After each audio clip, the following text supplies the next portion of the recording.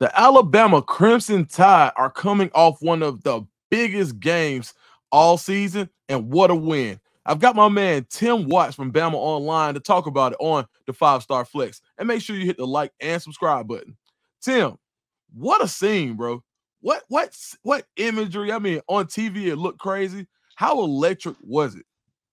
I was at home manning the fort with everything else, but I had four guys there, and the thing that stood out to me is, I'm getting on up in the years with some gray hairs, but my gray haired friends were losing their mind. I mean, they sent one of my buddies who's about as calm and cool and collect as anybody I know sent me a video at 5:30. It was lit. It was jam packed, 90% full. Of course, a lot of that was security was there with Donald Trump there and all that stuff, but they were in there early. I had another buddy texting me very irritated because he's in the beer line for 40 minutes at 5:30. So Oh man.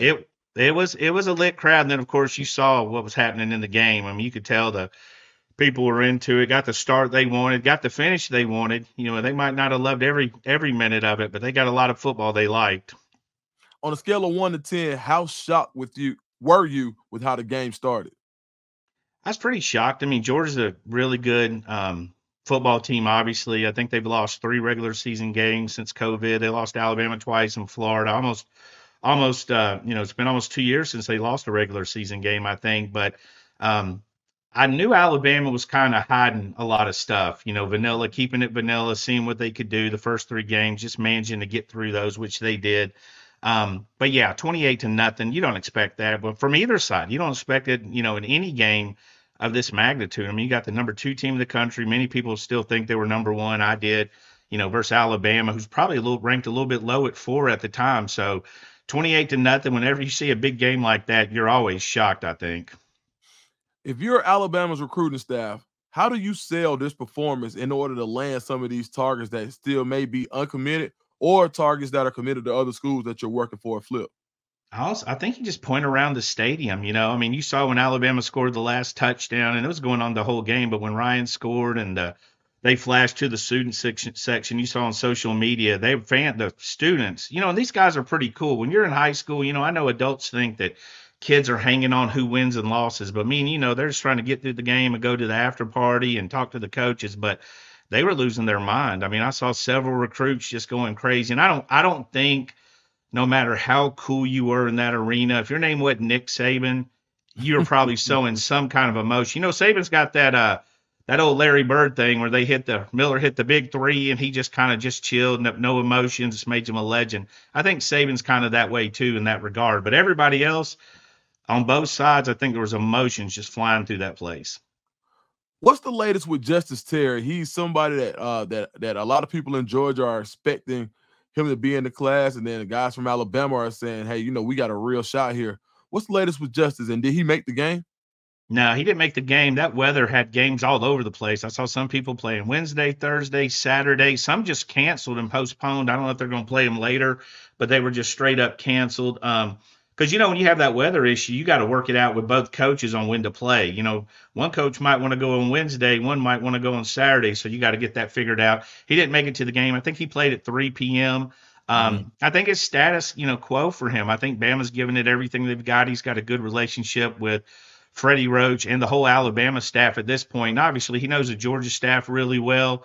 I think a lot of people expected, because that was the thing when he decommitted from USC. A lot of people said this is going to happen fairly quick. He's going to commit to Georgia, but he hasn't. So Alabama still got at least a puncher's chance. I know some people in Tuscaloosa feel like they've got a pretty solid chance, but until you got to beat Georgia no matter what. But we've seen Alabama beat Georgia for a few guys that we thought were headed to Georgia. Caleb Down, Justice Haynes. So this is just one of those battles, and I don't think Georgia's taking him for granted, because when I look, they're recruiting a ton of defensive linemen. Now, they're going to recruit great defensive linemen, but they're recruiting a lot, and they'll have a good class themselves. There's another defensive lineman that's being recruited by Georgia that was at that game, and that's Chase Linton out of North Atlanta, former Rutgers commit. And a lot of people also saw that as a foregone conclusion that he was just going to Georgia. And this surprised a lot of people that he popped up in Alabama. What's the relationship like there with Linton in Alabama at this time? I think they're building that relationship. Trill's still trying to find out where he fits in. Is he a bandit? Is he a wolf? Does he a guy that's going to grow into the interior? I think the one thing that affects Georgia in the grand scheme of the game is they got some monsters already committed. And you can only get so many monsters on that defensive line. And Georgia's lined up so many. That's why I said they'll have a good class as any. Bama's got that whole come in, to a Justice Terry type, be the main guy we bring in. They got other guys they like, but no, nothing like Justice. There just aren't many like Justice. So I think Georgia's a little bit having to recruit against herself. Not that, I think that's what they want to do. You want to have so much talent, you know, uh, you know, um, bringing those guys in. But I think that's one thing that's helping Alabama. And again, Georgia's lined up so many. I saw Jeremy Johnson, I think, that did our Georgia recruiting guy, did a defensive line target. They've got a ton of guys lined up. And Bama's making some moves as well. DJ Lee, the 5-star cornerback out of California, is a guy who Georgia continues to contact. And Alabama, he's been committed to Alabama pretty solidly. How big is he a get for Alabama, and what does he mean to this class with the way that Alabama is playing cornerbacks early? Yeah, I think he's huge. You get a California kid, he's a 5-star, rated in that 5-star range, and had a relationship with Courtney Morgan. Of course, Courtney has a lot of California ties. He does a good job of bringing those connecting with people. And then, of course, Mo Linquist does a good job as well with his cornerbacks. And the one thing, you can mention all the assistants. Courtney Morgan, obviously, he's got his hands on everybody. But really, it comes down to me to Kalen Deboer, very similar to Nick Saban in the fact that Kalen Deboer, we don't mention him much. We didn't mention Saban enough, but they play a huge role in where these kids want to go because they like their head coach. Kalen Deboer's got that vibe, and he answered a lot of questions this week because, no fan base really is used to change. The first sign of that was, they were playing music and you had some Alabama people pretty upset with the music, even though the majority of the world had been doing it for a while, just a different generation. But they were wondering, is Kalen Deboer too chill on the sidelines? Well, we saw Saturday night, he's going to get his money's worth when he feels he's been wronged. With Kalen Deboer, like you said, we don't have a real pulse for his vibe in the South yet. What kind of job do you think he's done as far as kind of endearing himself to guys in the Southeastern region where he's going to have to recruit? I think people love him.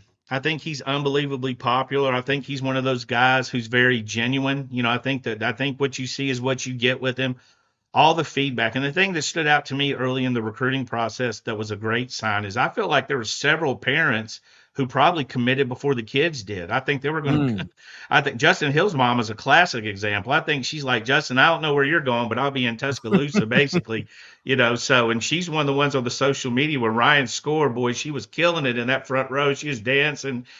Justin was sitting there with his mouth wide open, like, holy, but she was like having a good time. And Ty Haywood's mom was the same way. So the fact that parents love him, Christian Robinson from your neck of the woods, he does a tremendous job of relationship building. Of course, you got Kalen, you got Courtney, you get these guys out there doing it. Freddie Roach has a good personality. Robert Gillespie, who's pretty quiet, he does a great job of kind of finding a guy and just really sticking to him and building that relationship. Based off of the last game that we just saw, what's the biggest need in this recruiting class in the Crimson Tide?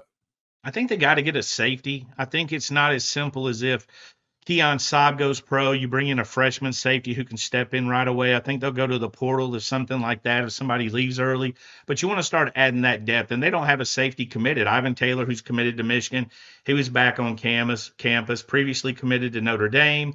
Took an official visit to Bama. Felt like Bama was in there pretty good, but went to Michigan, kind of fell in love with it. Joseph Hastings from Bama Online had a really good interview with him.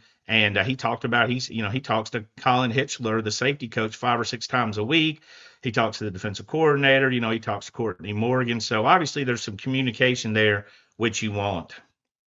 All right, Tim, where can everybody find you and what you do? BamaOnline.com. We have a really good staff, not to brag. We've got Andrew Bone as our recruiting editor, Joseph Hastings. Young JoJo does a good job of tracking down kids and getting on the road. Our team guys, Charlie Potter does a tremendous job. Blake Byler, who we recently added, and Jimmy Stein. So we got 3 for 3 on team and recruiting, and we all dabble in the other one's expertise. So it's a busy message board that was hopping. I was up till 4 a.m. Saturday just chit-chatting. Had that energy, had that vibe, everything that was going on. But obviously a good time right now and still some great football ahead. All right. Thanks so much, Tim. Awesome stuff, brother. You got it, man. Anytime.